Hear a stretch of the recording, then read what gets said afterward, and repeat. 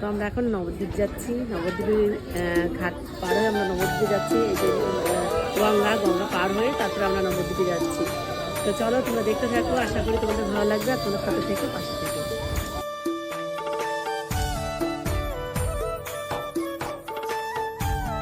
তো ফাইনালি কিন্তু আমরা পৌঁছে গেছি, কিন্তু দেখতেই পাচ্ছ আমরা কিন্তু নবদ্বীপে কিন্তু পৌঁছে গেছি।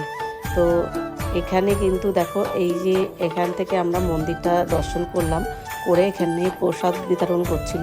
তো ভগবান দেখো আমাদের ভাগ্যে এমনই, এতদিন ধরে আমরা কিন্তু যাই, কোনোদিন কিন্তু প্রসাদটা কিন্তু আমরা পাই না।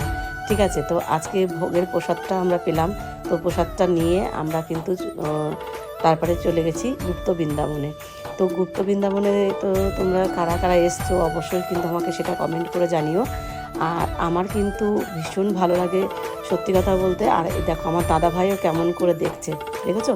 আমার দাদা ভাইও কিন্তু কত সুন্দর করে দেখছে। আর আমাদের মানে এত সুন্দর, যতই বলা হবে ততটাই কম হবে, কিন্তু এত অসাধারণ, এত সুন্দর, মানে কি বলবো, চোখটা মনে হচ্ছে দেখে জুড়িয়ে যায়, যত দেখি ততই মন ভরে না। ঠিক আছে, তারপরে এখান থেকে গুপ্ত বৃন্দাবনের মধ্যে প্রত্যেকটা দৃশ্য তোমাদেরকে আমরা দেখানোর চেষ্টা করছি। তো তোমরা দেখবে, দর্শন করো, আশা করি তোমাদের খুব ভালো লাগবে। আর তোমরা ব্লগগুলো কিন্তু দেখতে থেকো, আমার কিন্তু প্রত্যেকটা ব্লগ কিন্তু আসতে চলেছে। আর এদিকে দেখো কৃষ্ণ কিন্তু বৃন্দাবনে কিন্তু লীলা করছে সখীদের নিয়ে। তো এখানে একটা থিম করা রয়েছে কত সুন্দর। আর এখানে কিন্তু এই দেখো, তো এইবারে তোমাদেরকে দেখাই প্রত্যেকটা জিনিস। তো তোমাদের কেমন লাগলো অবশ্যই কিন্তু জানিও।